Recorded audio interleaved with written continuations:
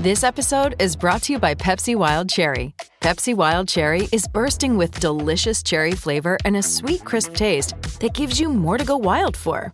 Getting wild may look different these days, but whether it's opting for a solo Friday binge watch or a big night out, everyone can indulge in their wild side with Pepsi Wild Cherry. Also available in Zero Sugar. So grab a Pepsi Wild Cherry and get wild.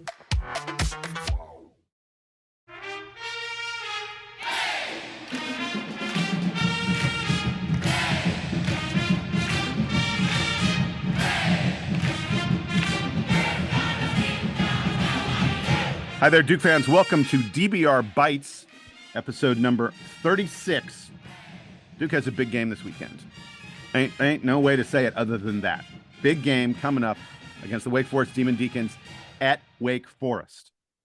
And that's what we're going to be talking about here today. I am Jason Evans. Joining me as always, my buddy, my partner in crime, Donald Wine. Donald, how you doing? It is, by the way, it's almost 24 hours since Duke laid that beat down on Miami.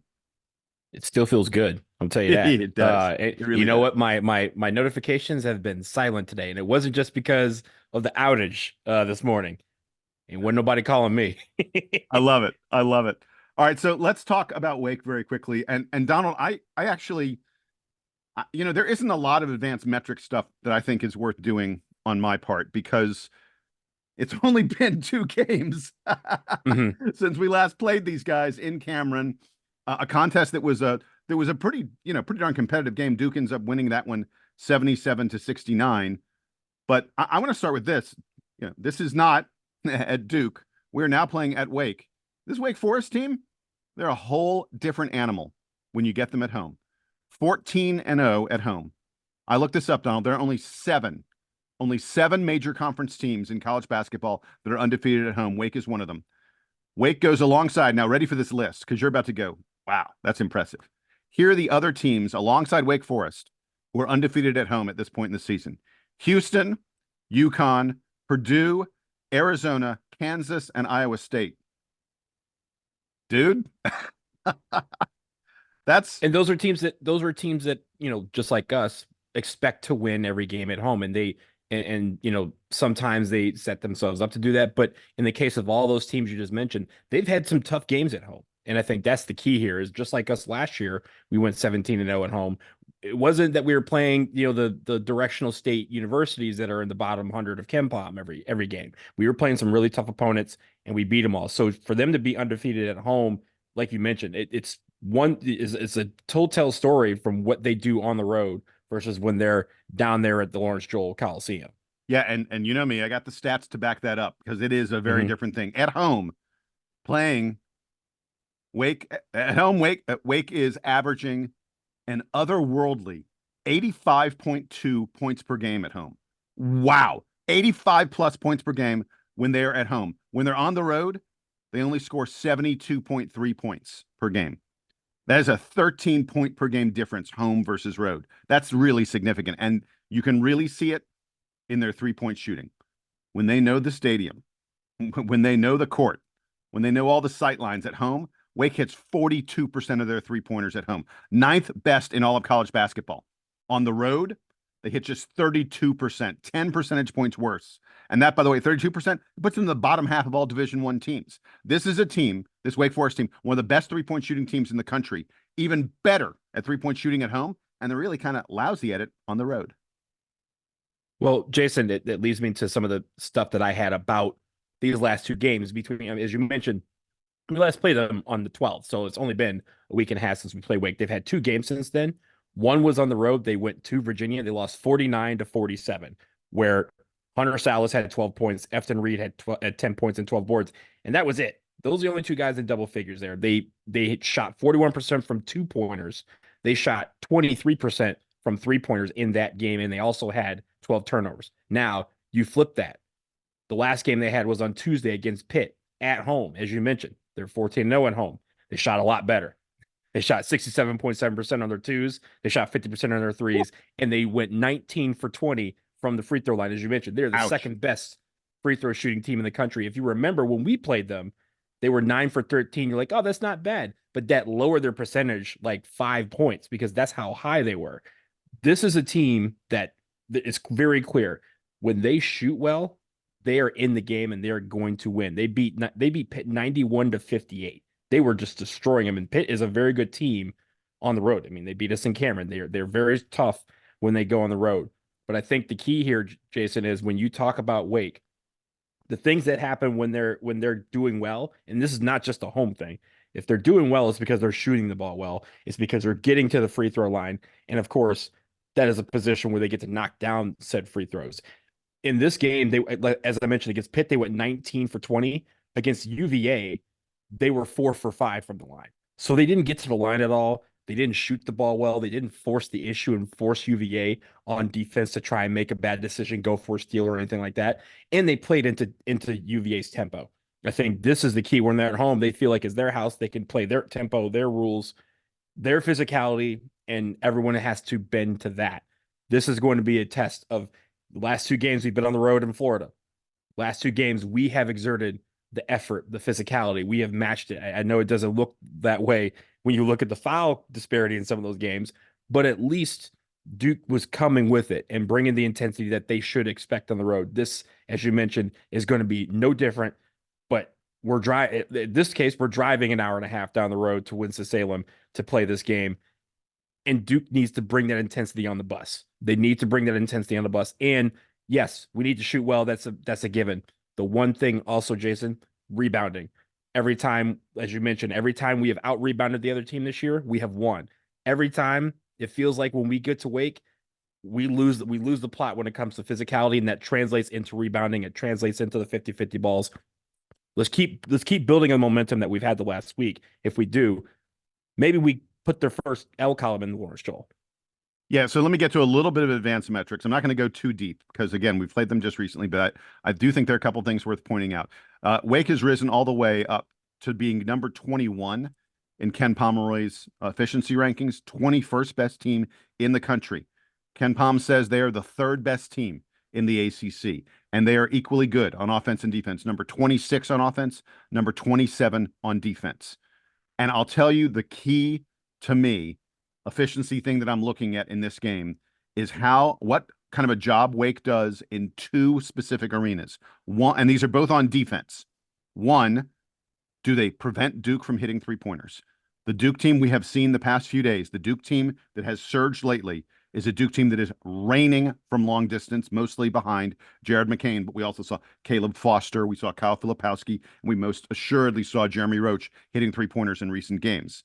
Wake on the season only allows opponents to hit 31% from 3-point range. Duke, if Duke's down near close to 30% on threes, I think it's going to be a problem. Another thing Wake does really, really well, they are one of the best teams in the country, top 40 in the country at not allowing teams to take 3-pointers. Duke is going to have to find ways to get open from distance because that's how you will open up stuff on the inside as well. And then the last thing, and I can't even believe this is a stat that most years we don't talk about at all, and it has become like this dominant stat for us. Assist percentage. Wake is top 15 in the country at preventing you from getting assists on your basket. They force guys to go one-on-one as opposed to you creating opportunities with the pass to get easier and better shots. This is a staple of the Wake Forest defense that, as I said, is the number 27 defense in the country.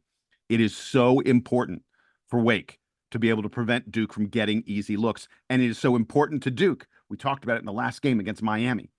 15 of the first 17 buckets for Duke were off of an assist. The only non-assisted baskets were Kyle Filipowski's dunk and Jared McCain's dunk. Mm-hmm.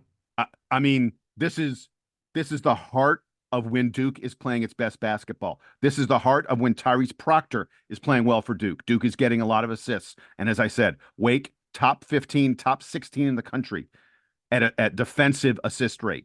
I think that is so important to what's going to happen in this contest. 14 assists on 26 made baskets. That was Duke's line 12 days or 10 days ago against Wake Forest. But Jason, if you also remember, we just got Tyrese Proctor back last night against Miami. He just came back. He started on the bench because of that concussion that he sustained against Wake Forest. So this is, again, I talked yesterday about sort of the revenge tour aspect of things.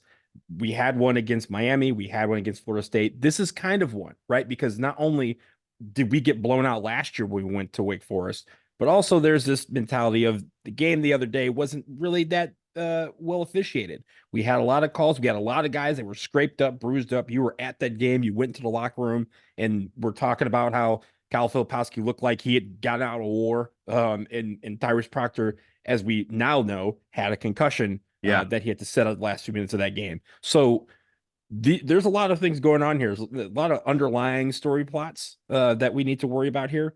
But at the end of the day, it's about the effort. It's about the hustle. That has been carrying us since the UNC game. The effort has ratcheted up every single game. If we can continue that momentum, I'm very, very confident that we can be victorious in Wake Forest. So we're going to talk about the players in just a minute after we take a break. But before we get to that break, I want to do a real quick thing. And I just want to mention something about Wake's chances of making the NCAA tournament. As I mentioned, they're number 21 in Ken Pom. Ordinarily, a team that high in Ken Pom is a no-brainer. Absolutely going to make the NCAA tournament. Wake is number 27 in the NCAA's own net rankings. And again, a team number 27 is no question about it going to make the tournament. But the weird thing about this Wake squad is all the bracketologists, all the people who study this stuff, and believe me, they're aware of Ken Pom. They're aware of the net. They all say that this Wake team is on the bubble. They say they might be on the outside of the bubble right now. And here's why. Wake is just 1 in 5 in quad one opportunities. Their record is mostly built on beating, I don't want to say bad teams, but just okay teams. Their record is not built on beating teams that are quality teams, the kind of teams that are already in the NCAA tournament. And they don't have many opportunities at quad one wins left. They probably need 1 or 2 more impressive wins to assure they make the dance. And there's no question in my mind, perhaps the biggest one, the date that they have circled on their calendar is Saturday, when they have a huge quad one, a top tier quad one team in Duke coming to their place. That's a massive opportunity for them. And Jason, I think this might be one of the final opportunities until the ACC tournament that they have to have a quad one win. I think moving forward after Duke, they're at Notre Dame, at Virginia Tech, Georgia Tech, at home versus Georgia Tech, and home against Clemson. So you have a couple that are like right there in that borderline, but this is the one really solid quad one game that they have in front of them that they know about, that they can actually hold on. So I was going to say, depending on where these teams end up at the end of the season, the game at Virginia Tech and the home game against Clemson could both be quad one opportunities. Right. Those are kind of tweeners. It's pretty likely, but neither of those, you don't want to go into, the selection Sunday and say, we should make the tournament. We won at Virginia Tech. I mean, that's not exactly like the argument why you should be in the big dance. If you look across Wake's entire season, I mean, what's their best win? I guess beating Virginia at home, but Virginia at home. Yeah. I mean, that's their best win. Beating Florida. That's probably their best win. Oh, sorry, you're right. I forgot Florida early in the season. Yes. But again, that was a home game. But if you're Wake Forest, you really want to have something else to hang your hat on. I think that beating Clemson at home would be impressive. But Duke would be the real marquee thing for them. All right, look, we're going to take a quick break. On the other side, I've been looking at some of the statistics on some of these Wake players. There are a few interesting little trends, and I've got an interesting trend about a Duke player that I want to mention as well. Stick with us.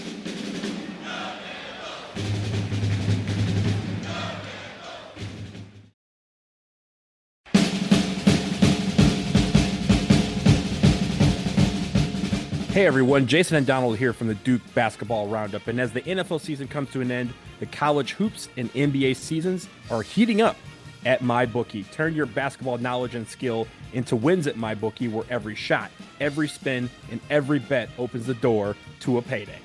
Hey, whether you're backing your favorite team, I wonder who that could be, Duke, or seeking the thrill of a casino win, MyBookie provides a world-class betting experience. You can get a 50% bonus on your first deposit at mybookie.ag with the promo code DukeMBB, Duke MBB, and you will be able to experience the thrill of backing your favorite team, hundreds of player props, and the allure of MyBookie's casino. Even easier, you can use the link in the show notes here from this episode.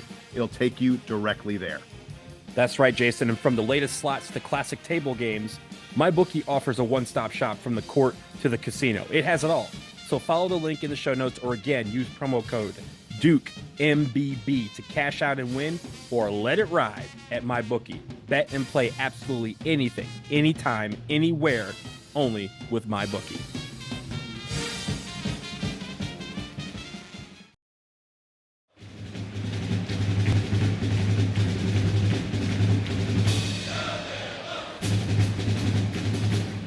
All right, back from the break. And as I mentioned, I want to very quickly talk about a few interesting statistical things about some of these Wake Forest players. Look, we don't need necessarily to talk about Hunter Salas, who's been, unreal. I think playing like a first-team All-ACC kind of player and playing his way into the NBA draft.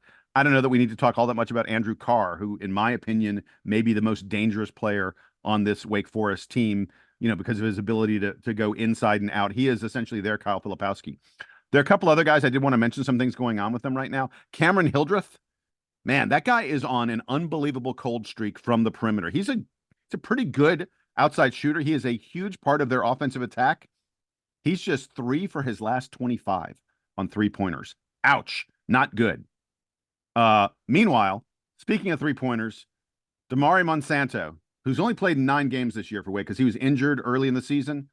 He finally came back just a few games before they started playing Duke. He's only played in 9 games. Damari Monsanto has taken 46 shots in his 9 games for Wake Forest. Donald, do you know how many of those shots are three-pointers? No. 45. 45 of his 46 shots have been from three-point range. And Damari Monsanto will rise up on the move, on the run, anywhere inside of 30 feet. That dude, it's like you got to guard him the way you guard Steph Curry. He's that kind of like, I'm open as soon as I walk in the gym. Well, so is, most of college basketball and most of high school basketball at this point. They're like, yeah, I can pull up from the logo with it. Problem with Damari Monsanto is that he's very streaky. As you remember when we played him, he hit those 2 right in a row, and everyone was like, oh, crap, now we got Monsanto like going off. He didn't hit any of the rest of the game. So he gets very streaky, and sometimes he gets confident to the point where he says, hey, I made one. Now all of them are going in, and then they stop going in, but he keeps shooting them. So the idea with Monsanto is to keep him in front of you. Don't let him get 2 in his head and 2 in his bag, but at the same time, you need to keep an eye on him because, yes, if he is open anywhere on the court, he will try to shoot it. Yeah, and by the way, they also have Damari Monsanto Jr., guard Parker Fredrickson, who, by the way, I think in a couple months, he's going to be old enough to get his driver's license. Congrats, Parker. That dude is like so young looking. Anyway, on the season, Parker Fredrickson has taken 105 three-pointers, only 9 two-pointers, and every one of his two-pointers are layups. Because he's a guard, he'll occasionally get a steal or a run out or something like that. On those plays, he'll take a layup. But basically, Parker Fredrickson taking three-pointers, and that's it, much like Damari Monsanto. Look, he's kind of like my game, 40 and out. That's my range. You don't put me inside the 3-point line. Just, I know where I can make it. I know I can make shots. So I stay out there. But I think for Parker at the same time, you got to make sure that, again, keep an eye on him. He's kind of like the Steve Kerr, right? Like he's just going to kind of hover around. Maybe he'll ride through the lane a little bit, but he's only doing that to get to the other side of the court to get back on the 3-point line. So keep an eye on him. But at the same time, figure out a way to kind of trickle the ball away, because when he's in the game, that usually means Hunter Salas is in the game and he's going to be having the ball for the most part and he's going to try and kick out to him. If you can get the ball to force it to Parker, then that means that Hunter has to be the one that kind of figure out a way to free himself, and you actually got him stuck, which is exactly what they don't want to do. They just want that guy on the corner shooting threes. So if you give him the ball, maybe you pressure him into making a bad decision with it. All right, last thing I got to talk about this. I saw this today on Twitter. Duke has now played 26 games in the season. 26 games. Through the first half of the season, the first 13 games, Mark Mitchell was 1 of 22 on three-pointers. Donald, that's 4.5%. It's not good. We talked about it. Yep. In our last 13 games, the second half of the season, Mark Mitchell is 7 of 12 on three-pointers. That's 58%. Since January 6th, when he started that 7 of 12 streak, Mark Mitchell is the leading three-point shooter in all of college basketball. That's my Mark Mitchell. Unreal. That's the one I know and love. I love it. That is crazy. And by the way, it is worth pointing out the famous Mark Mitchell tweet from his father. We don't support what we're seeing from Mark at Duke. You remember that tweet? Mm-hmm. He sent that tweet on December 31st. Mark was 1 of 20 on threes before the tweet. Mark is 7 of 14 on three-pointers since the tweet. Keep on tweeting, Mark Mitchell Sr. We love it, baby. Mark Mitchell Sr. bump. Bigger. It's almost as big as a DBR bump, so I've heard. Yeah, Bigger, exactly. true. Exactly. All right. With that, we're going to wrap up this edition of DBR Bites.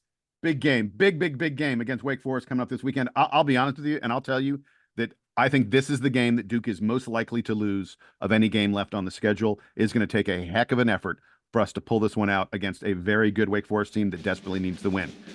We'll be back with you right after that game for a recap. Until then, I'm Jason. He's Donald. This is the Duke Band. They're playing us out and taking us home.